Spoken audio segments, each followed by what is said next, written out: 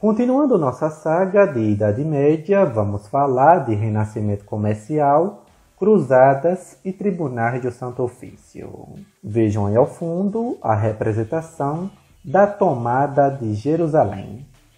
Lembre-se bem que a Idade Média foi o período marcado, pela intensa religiosidade. Não se esqueçam disso. Muito bem.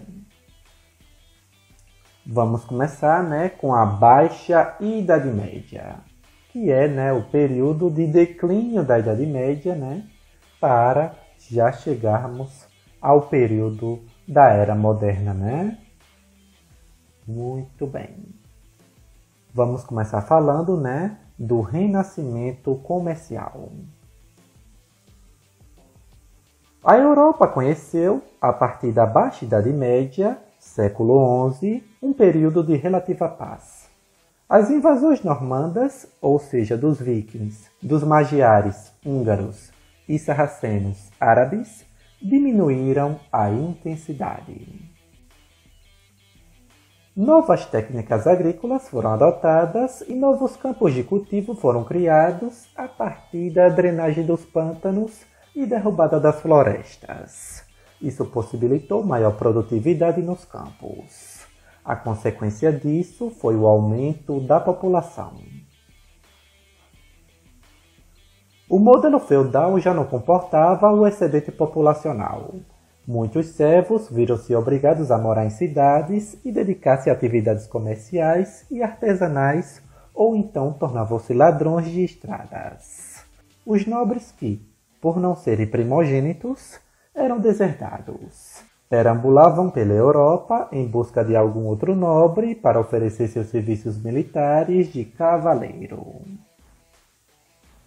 A Igreja, ciente dos riscos de convulsão social, decide organizar expedições militares de forte apego religioso, conhecidas como cruzadas. Seria uma forma de unir o útil ao agradável. A sociedade ficava livre dos marginais, a guerra traria riquezas expoliadas do inimigo e os cristãos tomariam a Terra Santa para si, expulsando os infiéis muçulmanos. Bem tramado, Vejam aí este gráfico, Vejam aí na imagem, que durante o século XI a população era de aproximadamente 25 milhões. No século XII, 35 milhões. E no século XIII, esse número dá um salto para 50 milhões de habitantes. Então, houve uma grande melhora na qualidade de vida para o povo europeu. Muito bem. As Cruzadas. Bom, as Cruzadas foi um movimento religioso e militar que visava tomar a Terra Santa como reação ao bloqueio feito pelos muçulmanos em Jerusalém no ano de 1071.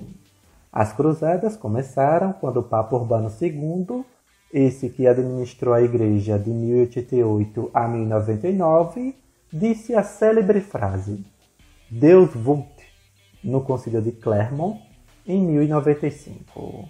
Deus vult quer dizer a vontade de Deus. Então, era a vontade de Deus que os cristãos invadissem Jerusalém e tomassem a Terra Santa, para os cristãos. Muito bem. Veremos agora as principais cruzadas. Primeira Cruzada. A Primeira Cruzada começou em 1096 e terminou em 1099. Ficou conhecida como a tomada de Jerusalém pelos cruzados. Então, de fato, os cristãos conseguiram uma grande vantagem sobre os muçulmanos. Segunda Cruzada. A Segunda Cruzada começou em 1147 e finalizou em 1149. Ficou conhecida como a Queda de Jerusalém. Nesta Segunda Cruzada, de fato, houve uma recuperação muçulmana em Jerusalém. Terceira Cruzada. Essa cruzada iniciou em 1189 e finalizou em 1192. Essa ficou conhecida como a Cruzada dos Reis da Inglaterra, do Sacro Império Romano Germânico e França. Bom, o rei da Inglaterra era o Ricardo Coração de Leão, do Sacro Império Romano Germânico, Frederico Barba-Ruiva, e da França, Filipe Augusto. Muito bem. E a Quarta Cruzada, que é o jogo mais importante, que durou de 1202 a 1204, a Cruzada Comercial. Essa desviada de sua rota original para atender aos interesses comerciais de Veneza. Olha que interessante isso aqui, Claro, ainda existiram outras 4 cruzadas oficiais e 2 extras oficiais, Uma dessas extras oficiais foi a famosa Cruzada das Crianças, iniciada por 2 adolescentes, o pastor francês Estevão de Blois e o alemão Nicolas. Eles reuniram milhares de crianças, porém, no meio do caminho, eles tiveram muitos empecilhos, A maior parte dos cristãos foram vendidos pelos armadores, uns morreram e outros foram capturados por piratas, os famosos bandidos do mar. Muito bem. Apesar do grande fracasso militar, as cruzadas promoveram a entrada na Europa de produtos orientais. Num primeiro momento, os frutos dos saques da guerra, depois o comércio. Assim, as antigas rotas marítimas do Mediterrâneo voltaram a ser operadas por comerciantes, principalmente italianos, em especial das cidades de Veneza e Gênova. Marquem bem essas 2 cidades, Veneza e Gênova. Muito bem. Para saber mais. Durante a Terceira Cruzada, o rei inglês Ricardo Coração de Leão, que governou de 1189 a 1199, conseguiu um acordo com o sultão do Egito e Síria Saladino, que governou de 1174 a 1193.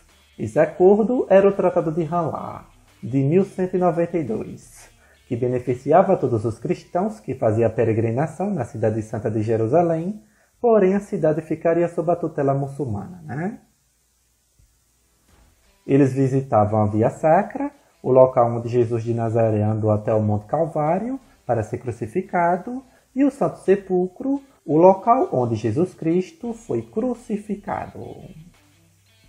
Agora vejam aí esta fotografia, da Igreja do Santo Sepulcro, foi construída em 335. Local de peregrinação de católicos romanos e ortodoxos gregos, armênios, coptas, siríacos e etíopes. Muito bem. Agora vejam aí no mapa os territórios e suas influências religiosas.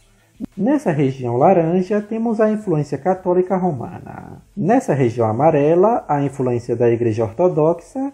E por fim, essa região detalhada em verde, a região de influência muçulmana, Seja fatimida ou seljúcida, Muito bem. Agora vamos falar dos tribunais do Santo Ofício. A Igreja Católica Apostólica Romana tinha tribunais para julgar e punir os hereges. Esses indivíduos católicos, cujas crenças não correspondessem exatamente às aprovadas pela Igreja Católica.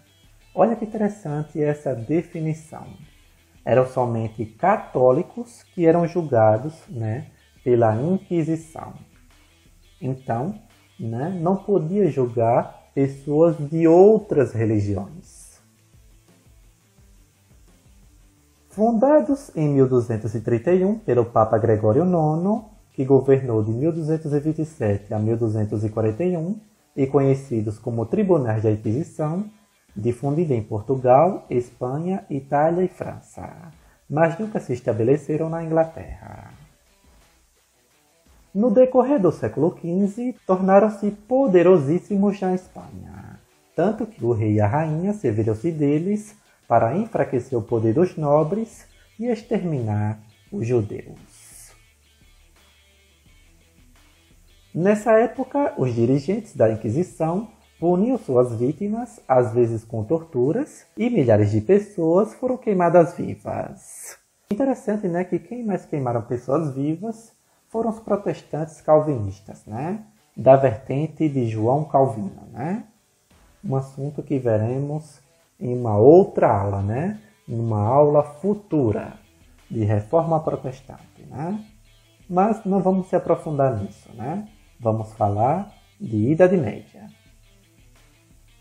Seu chefe, o Grande Inquisidor, ganhou tamanho poder que chegou a desafiar o Papa que se opunha à Inquisição. Então vejam, né, que até o Papa não tinha um total controle sobre a Inquisição, né? Mas, de uma maneira geral, ele tinha sim, né? Bem ambígua essa explicação. No início do século XIX, foi finalmente abolida pela Igreja. Por incrível que pareça, ela executou muito menos pessoas que a Revolução Francesa, né? Que na época da Revolução Francesa ainda se vigorava a Inquisição. Então, em 600 anos, se matou muito menos que um ano de Revolução Francesa, né?